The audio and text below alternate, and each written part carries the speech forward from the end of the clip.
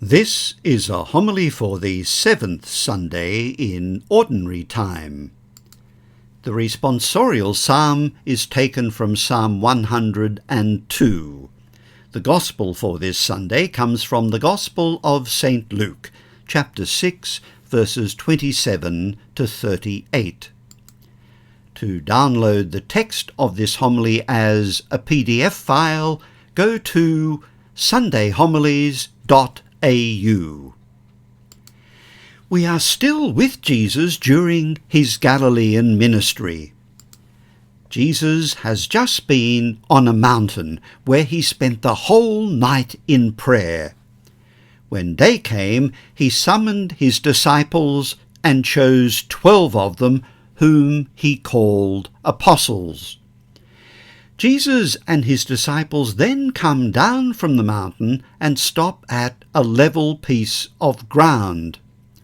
Jesus then begins to teach, and since in Luke's Gospel we're on a level piece of ground, this episode is often referred to as the Sermon on the Plain. Matthew's much longer account of this episode is known as the Sermon on the Mount. As I suggested last Sunday, Matthew's mountain is a theological rather than a geographical location. Just as Moses received the Torah on Mount Sinai, Matthew presents Jesus as the new and greater Moses, and on another mountain he brings the revelation entrusted to Moses to its fulfillment. Luke's Sermon on the Plain is 30 verses in length. Matthew's Gospel devotes 3 chapters or 109 verses to the Sermon on the Mount. I pointed out last Sunday that the infancy narratives in the Gospels of Luke and Matthew are not unlike orchestral overtures. They sound notes that will resonate throughout the Gospel. The great reversal is one of the keynotes sounded in Luke's infancy narrative. When the angel Gabriel appears to Mary, he tells her that her relative Elizabeth is now expecting a child. So she who is barren will give birth to a son, for nothing is impossible with God. Mary then visits Elizabeth in the hill country of Judea. In what today we know as the Magnificat, Mary prays, "He has brought down the powerful from their thrones and lifted up the lowly. He has filled the hungry with good things and sent the rich away empty." The theme of the great reversal continues in Luke's Sermon on the Plain. Last Sunday we reflected upon the 4 blessings and the 4 woes. Blessed are you who are poor. Woe to you who are rich. Blessed are you who are hungry now. Woe to you who have your fill now. Blessed are you who weep now. Woe to you who laugh now. Blessed are you when people hate you, drive you out, abuse you. Woe to you when the world speaks well of you.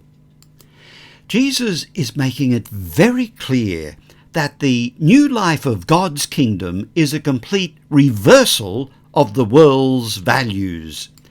The standards of the world are turned upside down.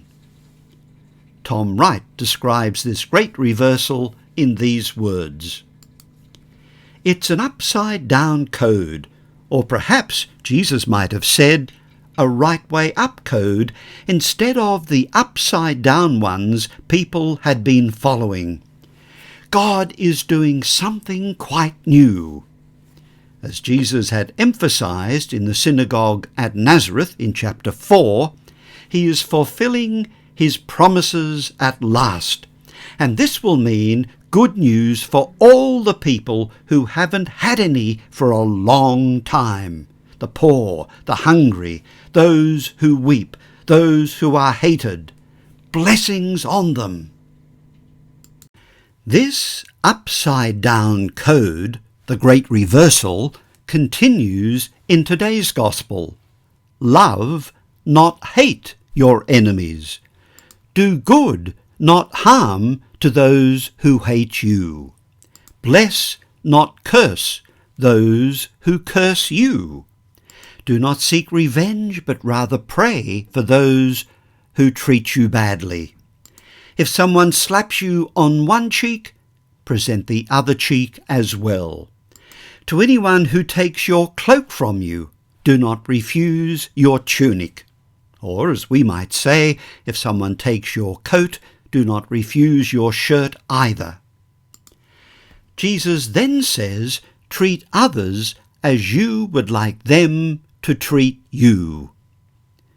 The golden rule appears in many religions and philosophies in a negative form. That is, do not treat others as you would not like to be treated. The great Jewish teacher Rabbi Hillel was once asked by a Gentile to summarize the whole of the Jewish law while he stood on one leg. In other words, give me the quick answer. Rabbi Hillel replied, "What is hateful to you, do not do to your neighbor. That is the whole Torah. The rest is commentary. Go and learn it." But note, this is what we should not do. Don't do unto others what you do not want done to yourself. One of the key words in today's gospel is love. But Christian love goes beyond not doing to others what you would not want done to yourself. It is also a love that goes beyond loving those who love us. As Jesus reminds us, even sinners love those who love them. Is Jesus asking something of us that is emotionally and psychologically impossible? How can we love our enemies? How can we love those who insult, abuse, and hate us? Well, let's look a little closer at that word, love. The first encyclical letter that Pope Benedict wrote as Bishop of Rome was entitled Deus Caritas Est. It was published on Christmas Day 2005. Deus Caritas Est is Latin for God is love, words that we find in chapter 4 of the first letter of St. John. Pope Benedict made the observation that today the term love has become one of the most frequently used and misused of words, a word to which we attach quite different meanings. He writes about the vast semantic range of the word love. That's certainly true of the way that we use the word love in the English language. Someone can say, I love playing sport. I love my country. I love ice cream. I love my sister. I love my brother. I love you. I love God. I love my mother and father. I love my children. I love my pet dog. I love going to the movies. I love my job. I love my friends. That one English word, love, covers such a vast range of experiences or feelings. We need to ask, Pope Benedict says, are all these forms of love basically one, so that love in its many and varied manifestations is ultimately a single reality? Or are we merely using the same word to designate totally different realities? I think we'd have to answer that the word love is certainly being used to designate totally different realities. Loving ice cream is a totally different human experience to loving my children or my husband or my wife. The New Testament was originally written in Greek, or what was called Koine or Common Greek. That refers to the form of the Greek language spoken from about 300 BC until around 300 AD. Koine Greek, the Greek of the New Testament, uses different words to describe different kinds of love. So, for example, the word for romantic love is Eros, from which we get the English word erotic. It is used mainly for the sexual expression of love, so it's about passion. But it doesn't refer exclusively to sexual passion. It can also be used for the passion of ambition or the intensity of patriotism. The Greek Old Testament, the Septuagint, uses eros only twice, and the word doesn't appear at all in the New Testament. Pope Benedict tells us that the Greeks, not unlike other cultures, considered eros principally as a kind of intoxication, the overpowering of reason by a divine madness. In his bestseller, The Road Less Travelled, the psychiatrist Scott Peck describes romantic love as a trick that our genes pull on our otherwise perceptive mind to hoodwink or trap us into marriage. The German sociologist Niklas Luhmann argues that love understood as passionate attachment to one particular person and the almost sacred experience of being in love was really only invented at the end of the Middle Ages. Before that, passionate love was seen as socially useless and even dangerous, and therefore carefully regulated. He argues that the institutionalization of romantic love as a foundation for marriage is in fact a modern development. Before then, social relationships were determined by a person's station in life and a sense of duty. Anglican Bishop Graham Tomlin offers this reflection.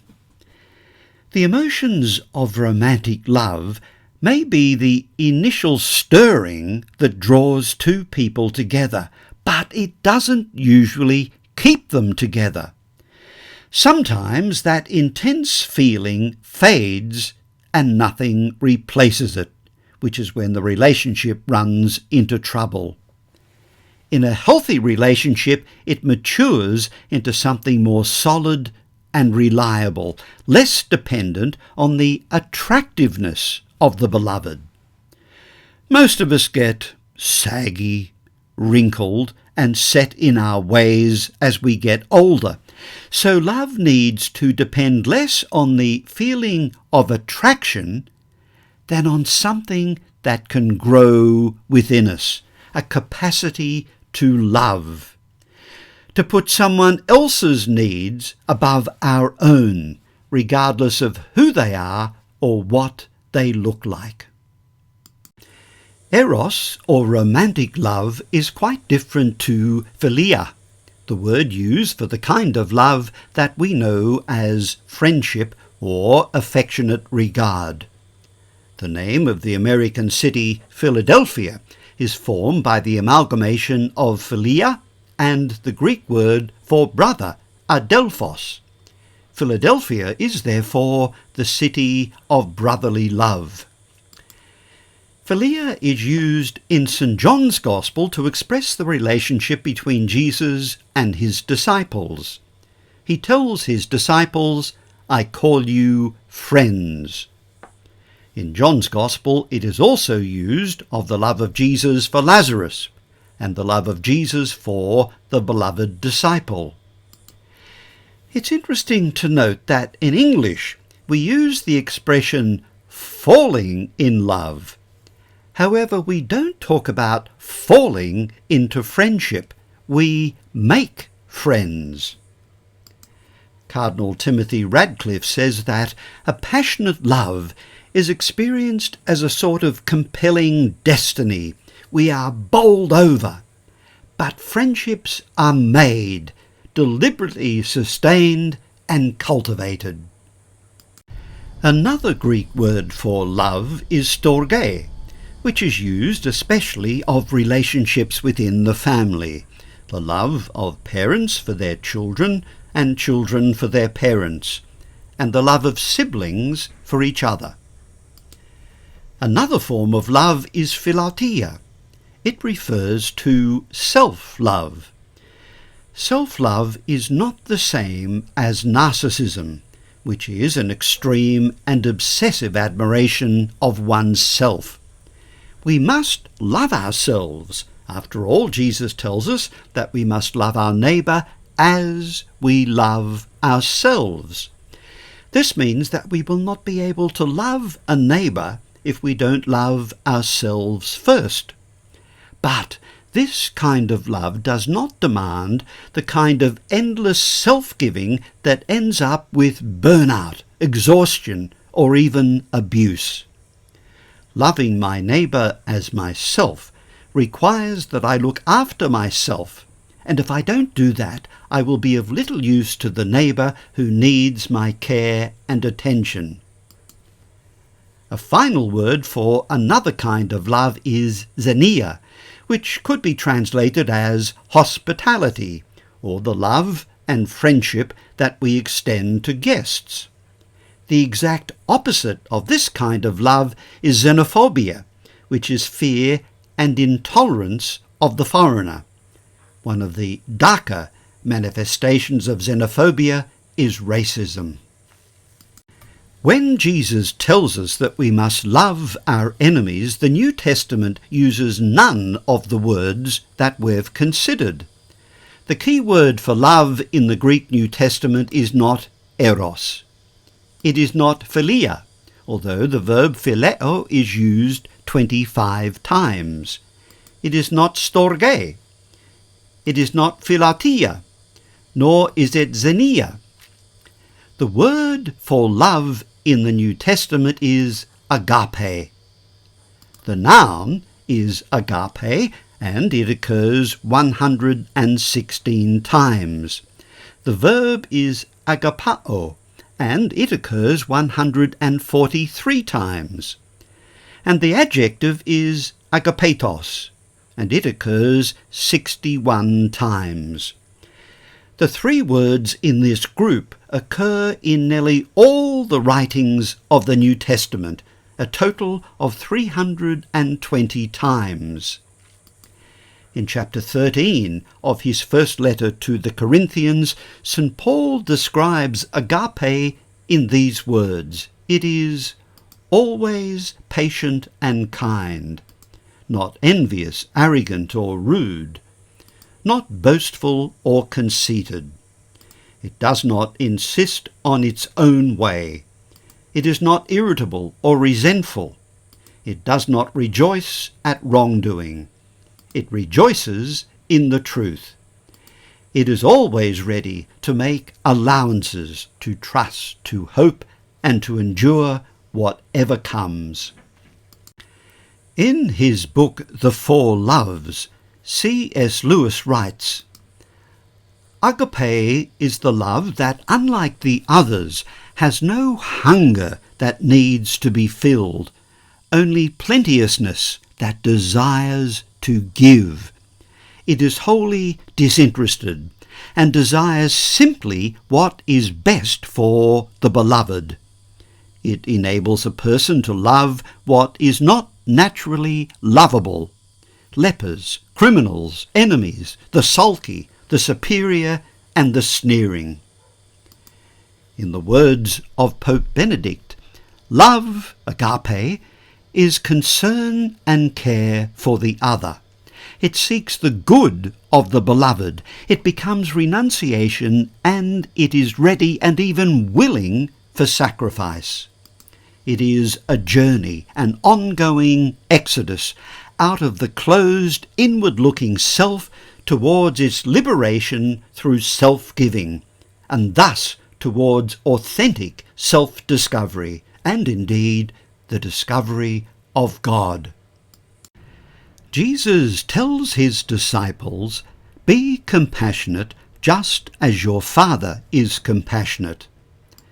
The Greek word translated here as compassionate is oiktiron. It is derived from the verb oiktairo, which means to show mercy or to have compassion. In the Greco-Roman world, mercy was not always considered a virtue, often seen as a weakness. In Jewish and Christian thought, mercy is a central attribute of God and a key ethical demand.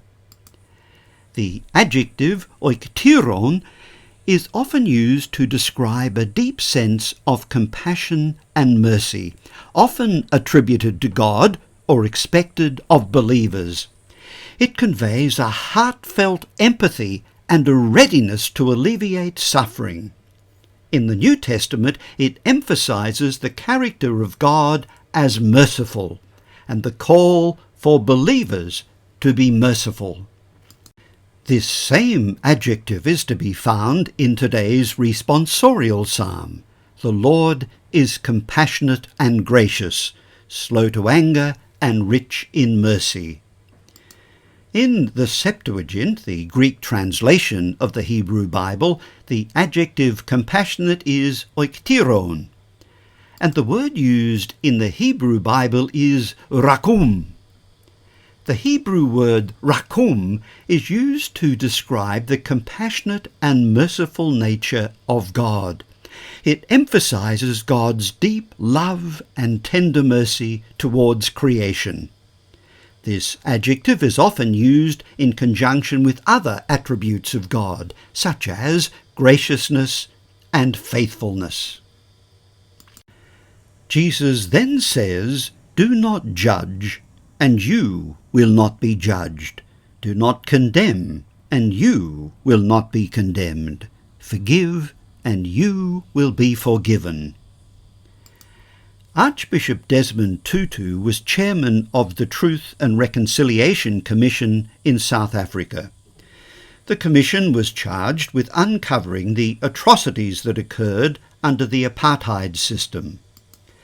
Archbishop Tutu tells the story of the Truth and Reconciliation Commission in his book, No Future Without Forgiveness.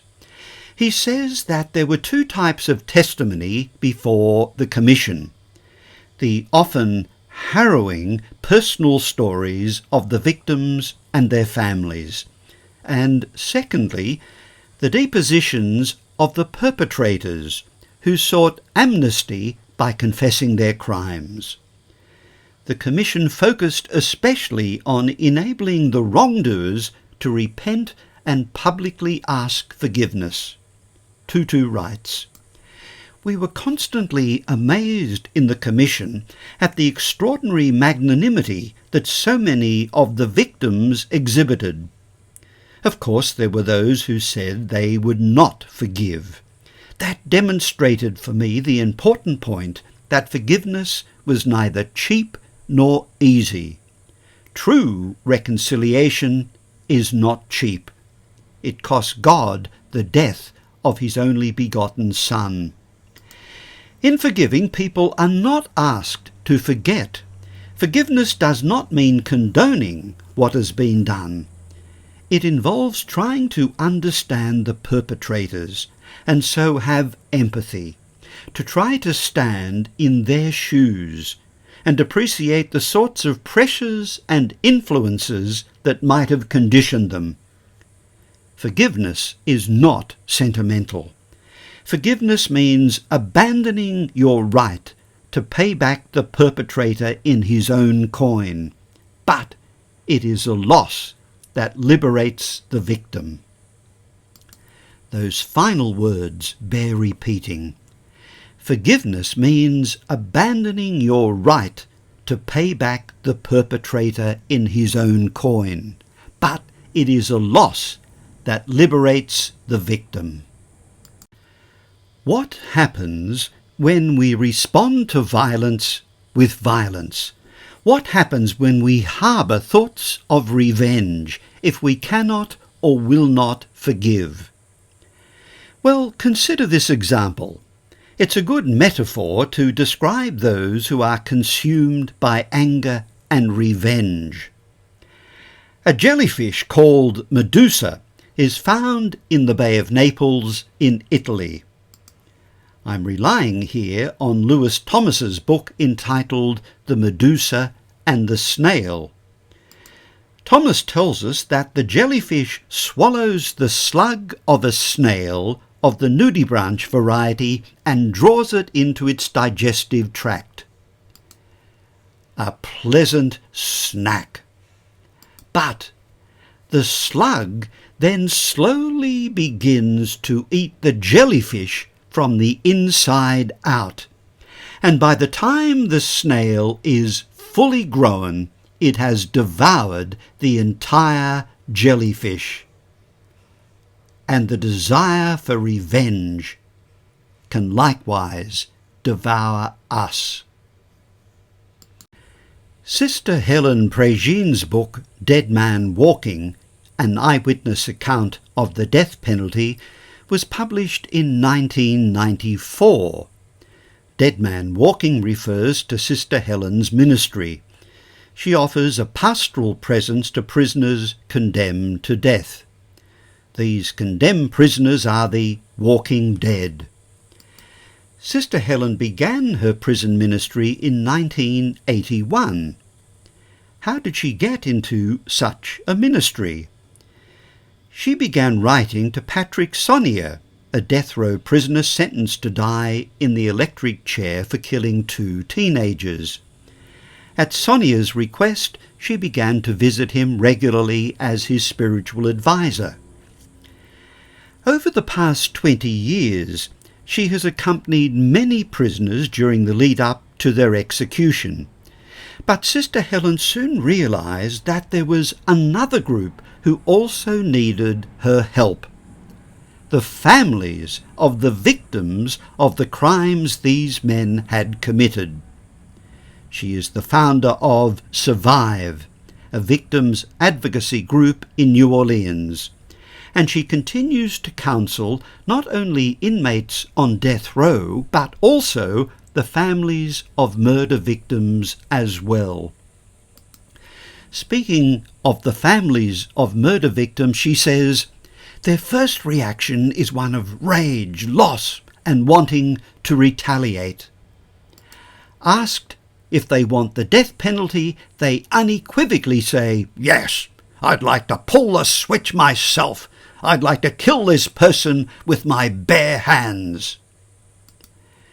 The parents of one young girl who was abducted into the woods, raped and stabbed and left to bleed to death were present at the execution of their daughter's murderer. After the execution, the media was waiting to interview them. They were asked, "How do you feel now? You've waited for 5 years for this moment." The father replied, "He died too quick. I hope he burns in hell." Sister Helen was also present at the execution and thought to herself, if these people could watch Robert, the executed murderer, die every week, 1,000 times they could watch him die, when they come home they have to deal with the empty chair. You have to deal with the fact that you've lost your daughter, and even killing the one who killed her still doesn't deal with the basic loss that you have experienced. And that is the spiritual journey you have to make. It's Sister Helen's experience that the desire for vengeance is usually the first step of a journey of every victim's family. She's noticed that almost all of the people that she's met don't stay there harbouring a desire for vengeance. They don't stay there because it begins to be too costly for them. Debbie Morris tells her own story in her book Forgiving the Dead Man Walking. At the age of 16, Debbie and her boyfriend were kidnapped by two men. Over a period of 36 hours, they tortured and shot her boyfriend, leaving him for dead, and raped her repeatedly before finally letting her go. For Debbie, there was nothing harder than forgiveness, but nothing more urgent. The unforgiveness that I was holding on to, the hate, the anger, was destroying my life. I was continuing to let these men have control over me. I was continuing to let myself be victimized because I was hanging on to the hate. I was unwilling to forgive. Initially, she felt that justice would bring healing. She kept looking forward to certain milestones. Firstly, the capture of the two men. Then their trial. Then the guilty verdict that was handed down. And finally, the execution of one of the men. But justice was not what healed Debbie. She said this: "When I was able to forgive, not only did the hate, anger, and pain go away, but the shame did too. When I chose to forgive, there was a prisoner that was set free, and I realized that that prisoner was myself." In today's gospel, Jesus is calling for a change of heart, a new way of thinking, a new way of looking at life. New Testament scholar Tom Wright puts it this way: the kingdom that Jesus preached and lived was all about a glorious, uproarious, absurd generosity. Think of the best thing you can do for the worst person and go ahead and do it. Think of what you'd really like someone to do for you and do it for them. Think of the people to whom you are tempted to be nasty and lavish generosity on them instead. This is life in the kingdom of God.